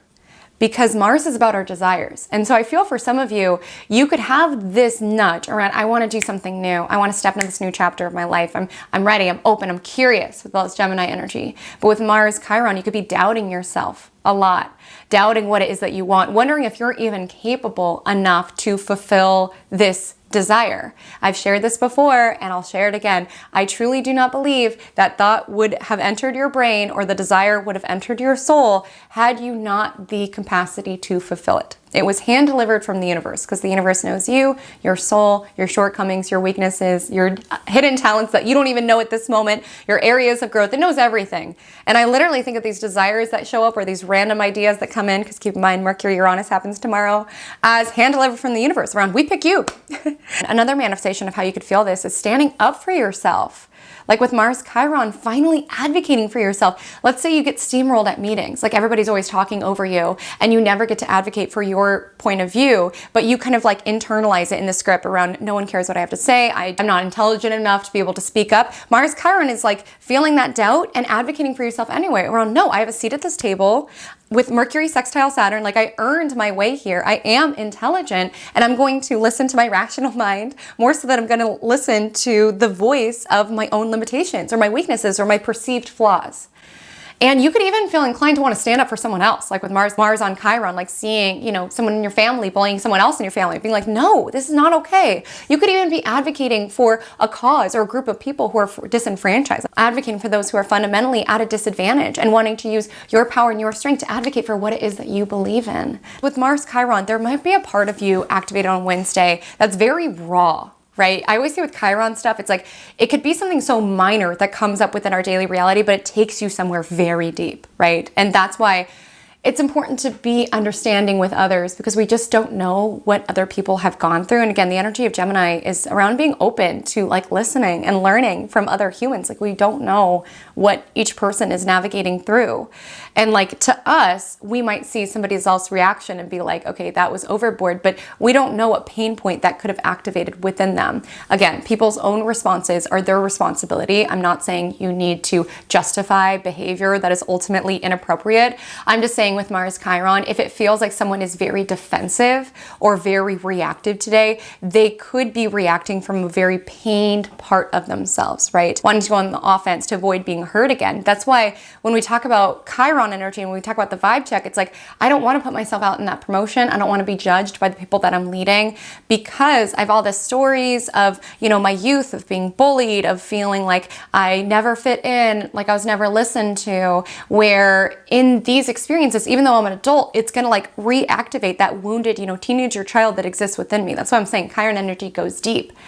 And with Mars Chiron, it's kind of this energy around, it's not invalidating where this is hurting within you, but with Mars, is there a way to push through this? Is there a way to find new tools to add to my tool belt of ways that I can navigate through this energy, or ways that I can stick up for myself, or even like fight for my desires, even despite this pained part of me that is being activated? And so from a lunar perspective on Wednesday, I want to say firstly, we do have a pretty long void moon and it lands pretty much during working hours. So you might want to grab hold of all that like kind of creative brainstorming energy on Tuesday and take charge of that, because Wednesday is not very productive, especially when we get into the closing aspect. But ultimately, the Aquarius moon will square off with Mercury and Taurus around 1:35 a.m. So you might feel shades of that on Tuesday night and this could just be a battle between your emotions and what makes sense. You could feel pulled in different directions. Again, you could feel misunderstood, adding to that Aquarius moon energy. Then the Aquarius moon will sextile Mars in Aries around 3:45 a.m., which is helpful for like a group exercise class, or like I said, this week really asks for us to be proactive. Like be proactive, like with Mercury sextile Saturn, set your goals for the week, okay? Find your visions and reverse engineer it. Like there is an ask to be proactive. There might be some surprises with Mercury Uranus, but at least strive to have a plan or to take charge of the day before the day takes charge of you. And then the Aquarius moon squares Uranus, speaking of things that are unexpected, the Aquarius moon squares Uranus at 7:19 a.m. So yeah, Wednesday might not go according to plan, but it's helpful just with Wednesday, at least have goals or take charge, be proactive towards the beginning of the day. And with the Aquarius moon square Uranus, focus can be a challenge. Technology can be a challenge. You could just be feeling all over the place. Emotions can be feeling quite erratic, quite up and down. And this in conjunction with Mars aligning with Chiron, there could be people just having really random responses, or even like out there responses where you just say one thing and they have a response that you're like, that was not called for. Like all I was asking is if you want creamer in your coffee, and you had this really big reaction. And again, I'm not justifying that sort of behavior, but with Moon Uranus, people could be behaving a little weird. And it's just important to know with Mars Chiron, people could be a little bit more likely to lash out, have a very unusual emotional response. If anything, just try not to take it personally. Okay, I would just say, try not to take things personally. People might be a little wacky, on the road, at work, clients, like things just might be a little weird. Okay. Try not to take anything personally, especially with the moon entering Pisces at 5:35 p.m. This is a very sensitive energy, so it could make us a little bit more emotional. We could be really just absorbing the energetic and emotional data around us like a sponge. So just super important with the energy of moon and Pisces, like connect to your higher power, whatever it is that you identify that as, whether it's God, universe, source energy. If you identify with the higher power, typically the energy of Pisces moon, we want to feel connected to something bigger than ourselves. Because like I was saying in my little Pisces rant, like there can be an energy around, I feel too sensitive to survive, or this life is so much. But what refreshes our energy stores in those moments of being like, I don't know if I can do this, I don't know if I'm strong enough, I don't know if I'm capable enough to be, a manager, or I don't know if I'm able to be online, like it helps to feel connected to something bigger. Like that could just be medicine for the soul. Maybe you find that via music, a movie, prayer, meditation Wednesday night, but important to connect to your something more. Just be mindful of overdoing it, because the Pisces moon does square its ruler, Jupiter and Gemini. So there can be certain battles. This is echoed into Thursday as well, between the soul and the mind. Like I was sharing in Cosmic Café, like sometimes you can get a certain intuitive hit and then your like rational analytical mind kicks in and it's like, but is that the right path? It's like what I'm feeling guided towards, but is that right? Is that right? Because keep in mind, we have a lot of Gemini energy. So there's a lot of chatter. Okay, there's a lot of mental chatter. And Pisces moon really wants us to rely on our intuition in terms of our own guidance system in order to plot the steps forward. But it might be hard to get to our soul space because there's so much chatter of the mind. So it's important to have those rituals that help you put the rational mind aside and connect to the soul space. That's why everybody talks about meditation, because it really helps you to put all the chatter aside and get to the soul space. And that doesn't need to be cross-legged, like this. You can find different ways of meditation. Maybe you meditate while you're walking or while you're cleaning. Like, how do you listen to your soul space? How do you allow all the chatter to go to the side to really listen to how your soul is speaking to you? To whatever that is for you, Wednesday night would be aligned to do whatever helps you listen to your soul speak to find the answers that you were looking for. On Thursday, May 30th, at 10:53 p.m., Mercury will conjoin Uranus. And this is important to bear in mind, even though it happens later on Thursday, because you may feel this build Wednesday, you may feel this depart on Friday. And with Mercury Uranus, there may be unexpected news. That's what I want to say firstly. There might be news that comes in that you're like, what? What on earth? Learning a bit of tea where it's like, what happened? That person did that? Or even getting like a workplace email that you're like, what is going on? There could be something that comes in where it's like, I did not see that coming. There could even be a wrench to your plans or some sort of shakeup that you're like, well, that was not how I thought that the week was going to go with Mercury sextile Saturn. But okay, I guess this is how it's unfolding. And we talked about this a bit last week, but a huge Gemini season cheat code or way to navigate this season is seeing where it is that you can laugh at the absurdities, because Mercury Uranus could also come through around reading a bit of news that is so bizarre, or like just a strange social media trend or something where it's like, huh? Just something bizarre. And again, whether it's something absurd within your life or just an absurd occurrence or something of that nature, seeing where it is that you could giggle about it or where it is that you can laugh about it. If at the very least, so you don't cry, laugh at the absurdities around, of course, this would happen to me. Like, what are the freaking odds? Like, there just could be something unusual coming in. So Mercury Uranus could absolutely be coming in around us, around a message that comes in that's unexpected, a news that's unexpected, but it could also come from within. It's important to highlight that Uranus is considered the higher octave of Mercury. They're both very intelligent planets. And with Mercury aligning with Uranus, there can be an aha moment or an epiphany or something that you see differently. Keep in mind, Mercury and Taurus, sometimes we can be a little stubborn. We could be a little set in our ways, right? Fiercely defending something that's not even making us happy. Like, it's not making us happy to have this story around nobody likes me and I have horrible people skills and I could never be a leader. It's not necessarily making us happy, but we fiercely defend it, because if we don't defend it, that means we actually have to do something about it, right? And with Mercury Uranus, it could be that aha moment around, I kind of want to be better at this. I kind of want to learn how to communicate with others. Like, I'm so intelligent, emotional intelligence, people intelligence, that's just a new intelligence. Let me see if I can sharpen this toolkit. And Mercury Uranus could be that kind of lightning bolt of clarity around, no, I'm open to learning this new thing. Or even within your life with Mercury Uranus, there could be a random new desire that plops in your brain. It's like every single day, so many of our thoughts are similar to thoughts that we had the day prior. But with Mercury Uranus, there could be something new that enters the chat around, what if I could work for myself? What if I could have a podcast? What if I could be a leader? Something outside of the realm of our day-to-day, something that feels so bizarre, eccentric. It could be like, where did that even come from? And when we talk about Uranus, Uranus is the planet of the future. Think about it around the universe stripping that idea to you because you're finally ready for it, right? You're finally in a space of this new chapter of growth where you'll be able to fulfill that idea. Or you could think about it around your mind tapping into a future timeline, like with the energy of Uranus, like tapping in, oh, I'm going to be a leader and manager, and I'm like tapping into that awareness around that's ahead for me in this next chapter, hence why I'm aligning myself to align with that timeline. And what I want to say in terms of like rationally navigating Thursdays, you're waiting for this aha or this moment of clarity or seeing something differently or having a breakthrough. I just want to say there can be some unusual conversations, like definitely could have some random fun facts, or some people could be communicating with you more erratically. Mentally, especially since this happens late on Thursday, your mind could be quite busy. You can be feeling quite restless. You could be even like thinking of possibilities, or even sometimes Mercury Uranus goes towards kind of anxiety because our thoughts can feel all over the place.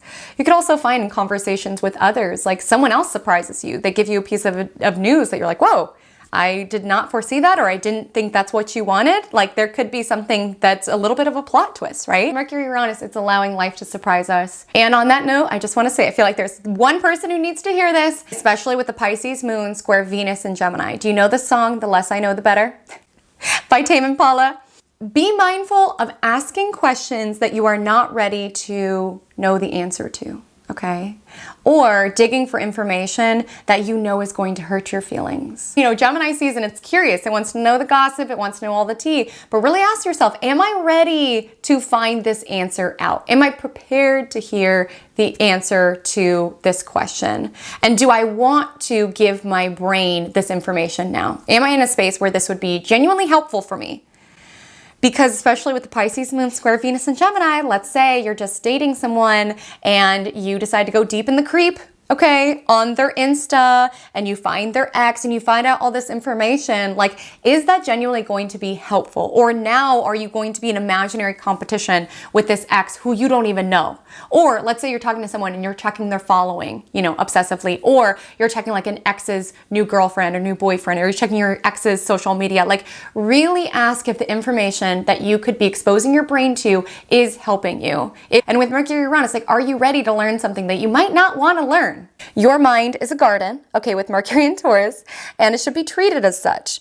And it's tempting to want to know the tea, to want to see what your ex is doing, to want to know if this person you're talking to is following people on social media. Like, it's tempting to want to go into all of these places, but really ask, is this genuinely watering the garden of my mind, making my mind a peaceful place to be? Like, sometimes the less you know, the better. If you feel like it's going to hurt your feelings or not be conducive for your healing, and you have to kind of set limits. With Mercury Uranus, there's a high likelihood on Thursday you could find out something that you didn't want to find out, or at least was not what you expected to find out. Other possibilities with the Pisces moon square Venus and Gemini at 7:43 a.m. There could be this battle between kind of like the lover girl, the romantic energy, versus like wanting to keep things like cool and light and fun. It's like kind of giving the energy around feeling that like, you know, toss turn on a date where you're like wanting to be in the Pisces moon of it all and be like, do you think we're soulmates or what have you? But with like the Venus and Gemini, like also needing to like play it cool and like be fun and keep things light, right? And feeling that tension within or around,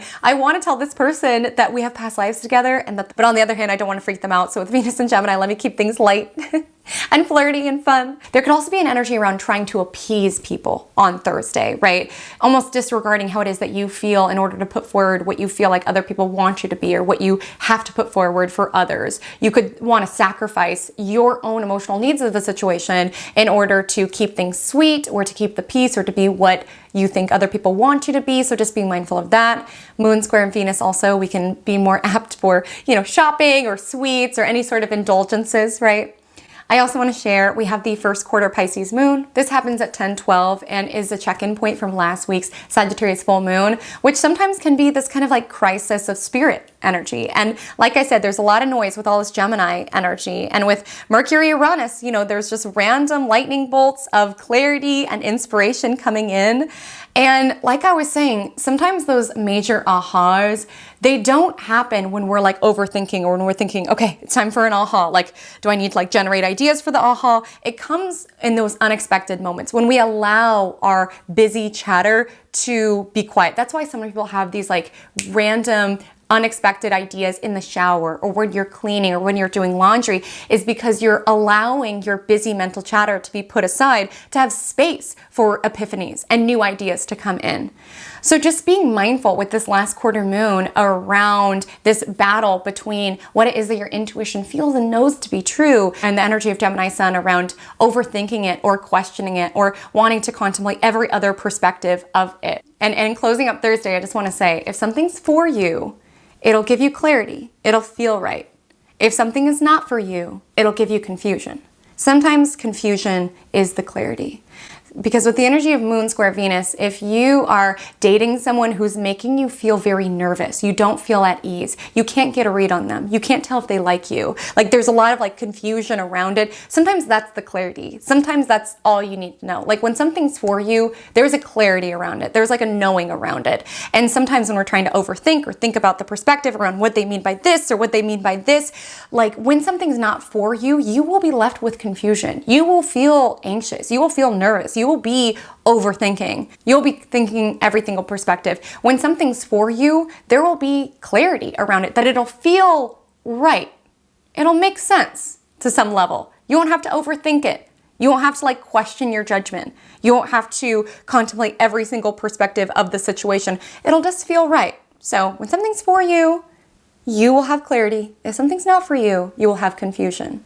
And if you can't tell the difference, it's time to get quiet, go into the soul space, and really allow your intuition to speak.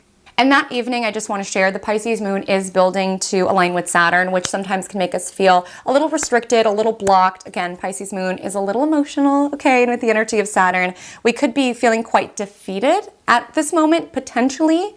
And again, it's important not to make it a story. New chapters are emerging, new perspectives are emerging, new ideas are emerging. So know that any feelings of feeling emotionally blocked will subside. So on Friday, May 31st, I want to share that the Pisces moon aligns with Saturn at 1:23 a.m. And because this happens so early on Friday, you may feel shades of this building on Thursday night as well, which can be feeling quite defeated. Like the energy of Pisces does need to be mindful around not feeling to be a victim of life. That's why me, in my unevolved Pisces state, would be like, woe is me, I'm not strong enough to survive. Not even giving myself the opportunity to toughen up. Not even giving myself the opportunity to become a stronger person. I would like literally use that as a shield around I'm too sensitive to survive, so I'm never going to put myself out there in any sort of way because I'm too sensitive, which in turn stagnated my growth and stagnated my ability to become a stronger person. And I just wanted to say, with the energy of Pisces moon on Saturn, it's acknowledging that things might feel tough right now, but it's also acknowledging that you are tough right now. So just being mindful around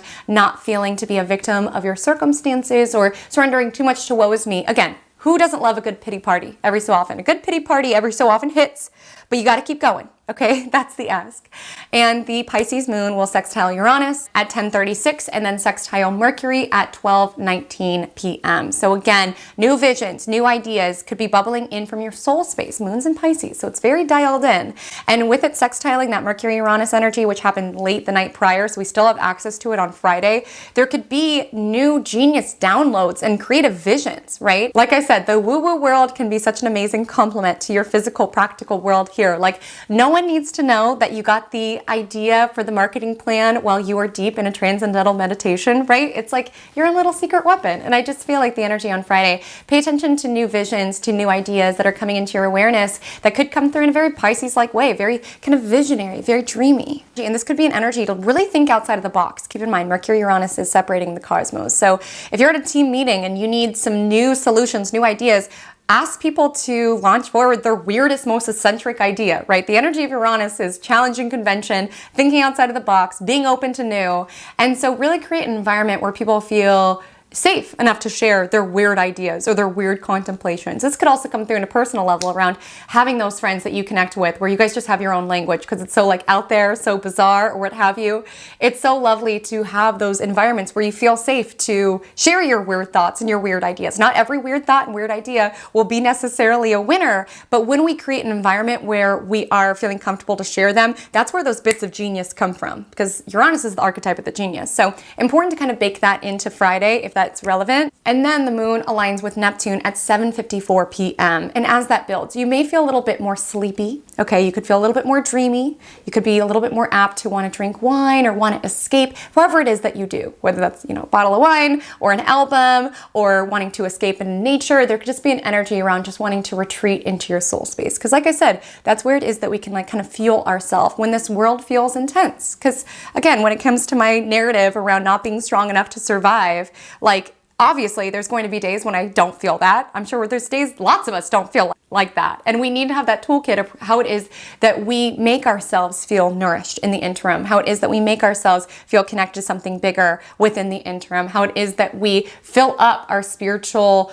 gas tank so that we are empowered to go out and to do the hard things and to learn and to grow. It's important to have your safe soul space that you can retreat back into. Definitely as we move into later Friday afternoon with Neptune energy, we could be taking on other people's emotions. Gemini is a very open energy as well. So you could be getting kind of sucked into other people's problems. You could be taking on emotionally and energetically their problems, which again makes that retreating into your soulful safe space even more important, right? To be able to separate what is not you and get back to what is you. It's not saying that we can't be great friends to one another and be compassionate listeners to one another, but with the energy of Moon Neptune, it's just knowing that on Friday, your energetic, your emotional antenna is a lot more open, and you might be internalizing and taking on a lot of other people's energy more so. The moon is void for about a half hour until it enters Aries at 8:29 p.m. And so with the energy of Moon Neptune, you might have just wanted to take a nap or just like escape life after work. But then with the moon in Aries, you might be like a little bit more open for an adventure. You might be wanting some new stimuli. I do want to say that we are building to next week's Gemini new moon.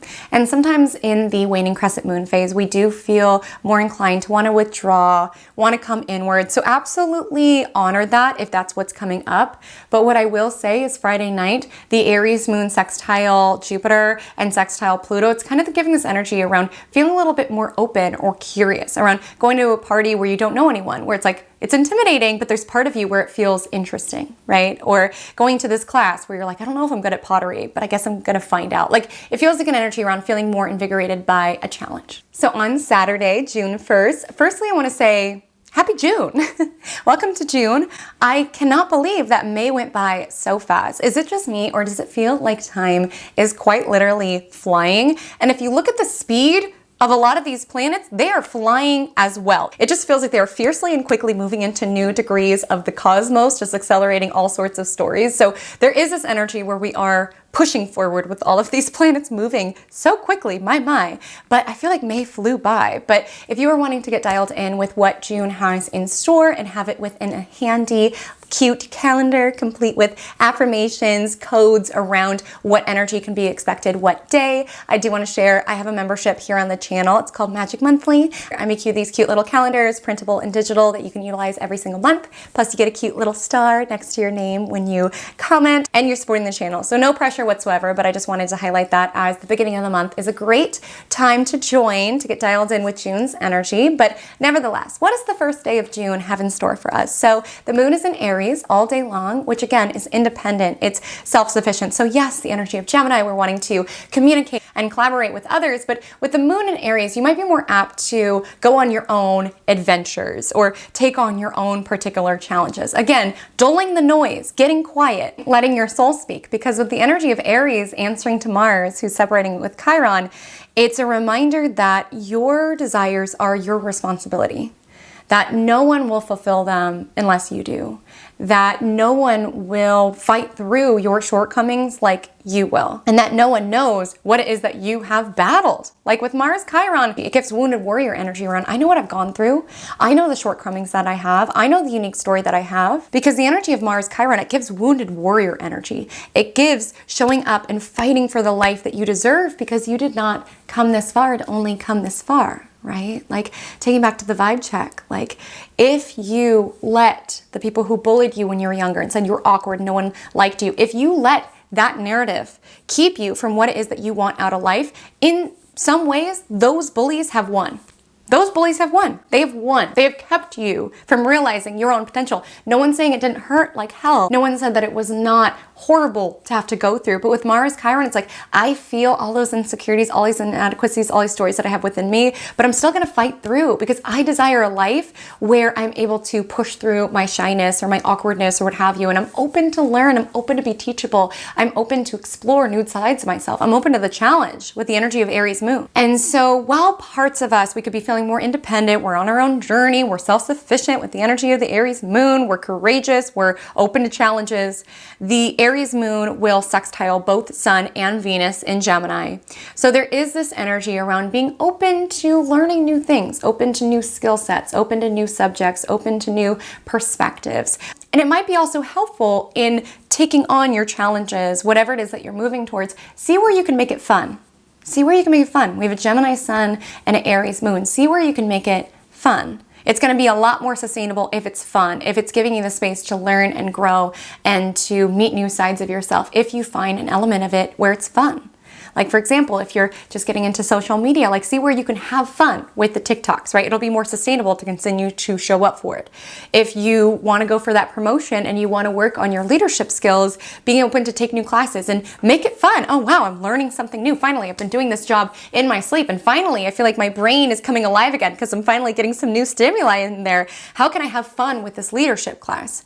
When we are able to approach these goals or these new challenges with the spirit of levity or curiosity, it gets a lot more sustainable, right? We don't need to make it heavy or serious around, I need to get better as a leader, or I need to be the best TikToker that ever TikToked. It could just be something fun. You're learning, you're laughing, you're living. That's the Gemini season way. On Sunday, June 2nd, headline is that Jupiter in Gemini trines Pluto in Aquarius. Now, I do want to say you'll want to check out my Jupiter in Gemini video because I go so much more in depth on this aspect as well as the rest of the aspects that Jupiter in Gemini has in store for us. But what I want to say here is it is about growth. And growth, yes, can be around the addition, right? The addition of this new class to sharpen my leadership skills, the addition of these new responsibilities in my day-to-day that are going to help me to grow on social media, or whatever it is that you are looking to grow within your life. Yes, sometimes it comes through the addition. New tasks, new responsibilities, new habits, new stuff even, right? Investing in new equipment to launch this new business. Sometimes it comes through in addition. Sometimes it comes through in subtraction. And that's also the energy of Pluto. And what I mean by that is it can be around, facing fear. Facing and dismantling that fear that you won't be a great manager. Facing and dismantling that fear around people are going to leave hate comments on my cute little craft DIY videos, right? But also the acknowledgement that as we grow, that means we outgrow. For you to step into this new leadership position within the vibe check, it's equally shedding your past position that has its flaws, like you were quite bored there, but you knew what you were doing. You didn't have to risk feeling dumb. You didn't have to put yourself out there. You didn't have to meet new sides of yourself. You were safe there, and there is a grieving of that particular chapter. And maybe some of you are contemplating certain things that you have outgrown within your life. And it can feel uncomfortable to step into the next chapter when you don't even know what that's going to have in store for you. But like we were talking about last week, it's like Gemini season asks us to be curious around, I don't know what the manager version of me is going to be like, but I'm open to find out. I don't know where this craft DIY is going to take me, but I'm open to find out. I'm open to the transformation that is going to take place in order for me to grow and in order for me to move forward. This also could be, mobilizing or sharing your voice maybe on social media, around the causes that you're passionate about or the change that you want to see in the world with the trine to Pluto. This transit is also a reminder that there's strength in your voice. Because just like I was saying at the beginning of the week, where things can feel overwhelming when you're so dialed into the big picture. And when we talk about Pluto and Aquarius, when we're so dialed into the big picture of like all of the ways that humanity is suffering and how many people are suffering and how much cruelty is existing within the world, it could feel so overwhelming to take in the big picture of how much needs to be fixed and how deeply corrupt it is and how far deep it goes, right? That could feel so overwhelming.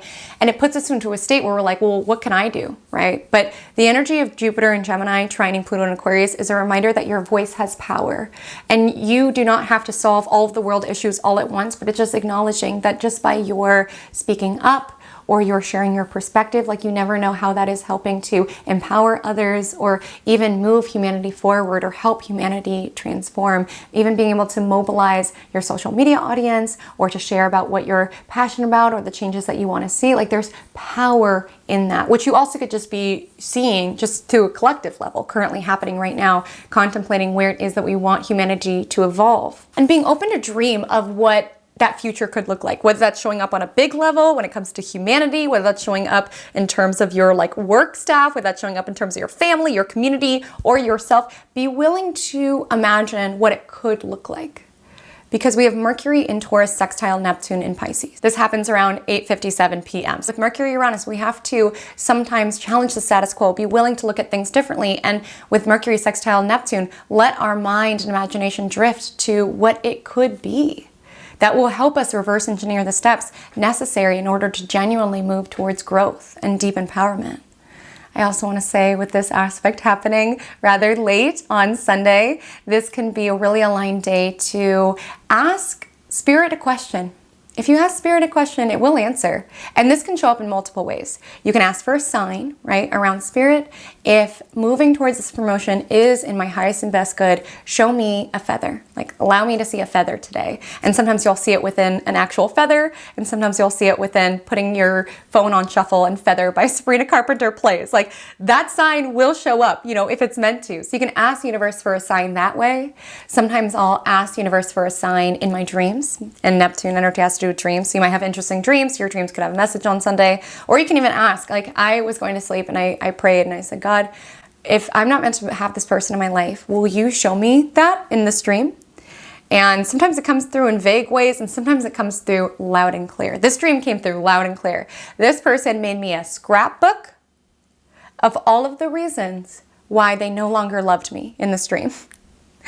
Like, one of the headlines was literally like, I used to love you and now I no longer do. And they had like glitter glue, they had stickers, they had all of these different sections of all of the reasons of why they no longer loved me. And I woke up for that and I was like, dang, okay, universe kind of spilled with that one.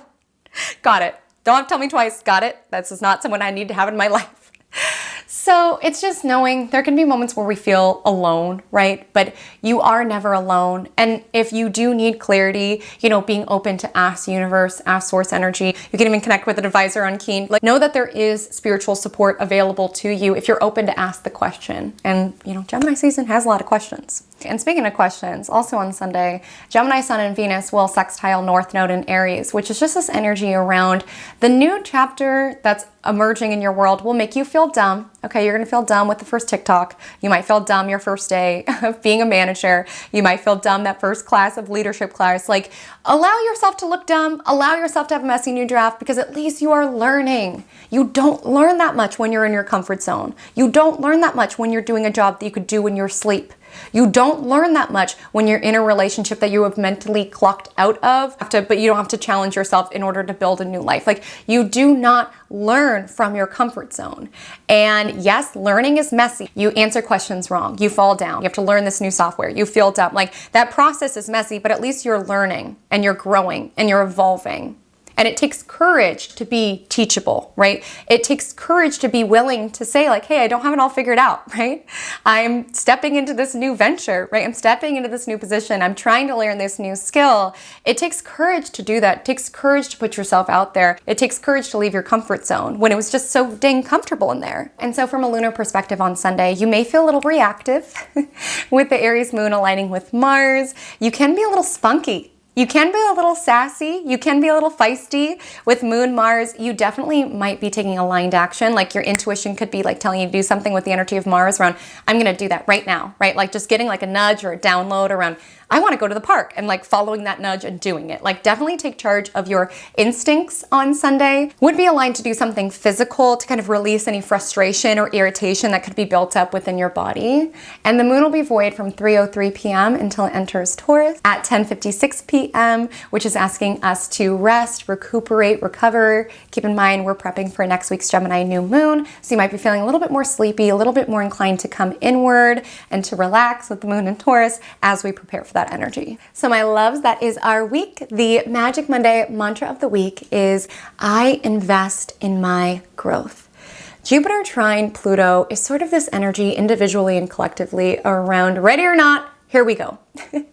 And it's really acknowledgement that growth is not always just promotions and spiritual awakenings and all of these things. Sometimes it sucks. Sometimes it's having to get real with yourself. Sometimes it's having to acknowledge your psyche. Sometimes it's having to face your fears. Sometimes it's having to acknowledge how it is that you've held yourself back because of your own shortcomings. Like, growth is not a seamless process. And that's what makes it so fulfilling, because it does take us out of our comfort zone, whether that's our physical comfort zone, emotional comfort zone, mental comfort zone, professional comfort zone.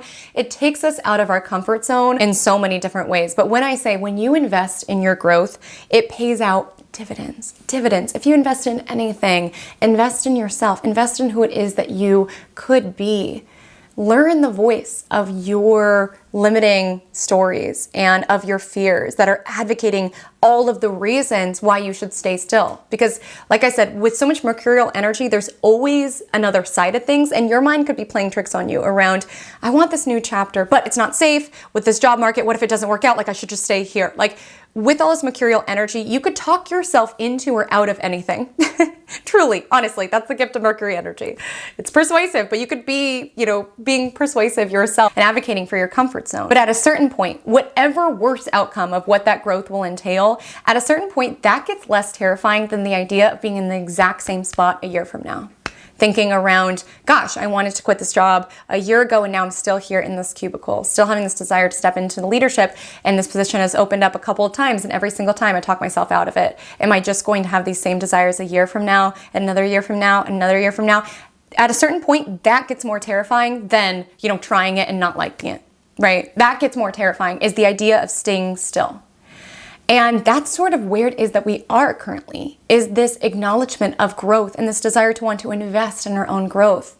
And investing in your own growth, yes, it could be Jupiterian, it could be taking the classes and getting the downloads and having the adventures, having the experiences, but sometimes it's Pluto. Sometimes it's having to release things. Sometimes it's having to get real with yourself, getting real with your psyche around where you have held yourself back. Sometimes it's having to empower yourself from the inside out. It's not always pretty, but it's always worth it. So if you made it to the end of the video, go ahead and comment a lightning bolt emoji to let me know that you made it to the end, to give a little shout out to the Uranus energy. Uranus governs electricity and lightning, so I just always think of lightning bolts when I think of Uranus, because it's just those sudden random flashes, in this week's case of insight or of news, what have you. So comment the lightning bolt emoji below, or use the word lightning bolt within a sentence to let me know that you made it to the end. My Instagram handle is @HaleyCometAstrology. My TikTok is the same. I would so love to connect with you over there. I'd like to give another special thank you to Keen for sponsoring this week's Magic Monday. A reminder that you can get your first 5-minute reading on Keen for just $1 using my link, trykeen.com/comet, to get all of your questions answered this Gemini season and beyond. But until we meet again, drink lots of water and stay positive.